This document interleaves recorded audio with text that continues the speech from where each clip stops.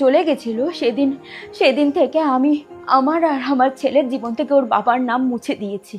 আমার এই অবস্থায় কত অসুবিধা হয়, কিন্তু তুমি এইটুকু বাচ্চাকে নিয়ে ডেলিভারি কাজ করো, তোমার অসুবিধা হয় না?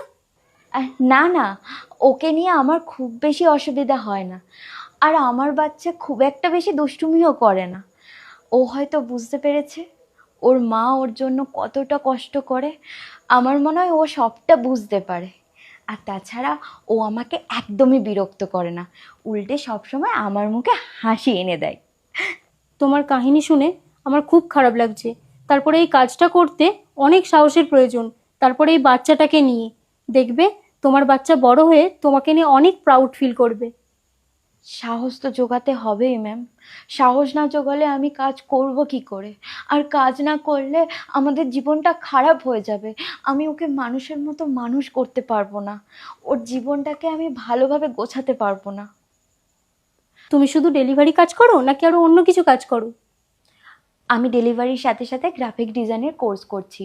আর কয়েকদিন পরেই আমার গ্র্যাজুয়েশন কমপ্লিট হয়ে যাবে। আর তারপর আমি একটা ভালো চাকরি খুঁজবো। আচ্ছা ম্যাম, আজকে অনেকটা লেট হয়ে গেল, এবার আমি আসি। আরও কয়েকটা ডেলিভারি বাকি রয়েছে। পায়েল, আমি আসছি। পবিত্র, তিনি হচ্ছেন সিঙ্গেল মাদার।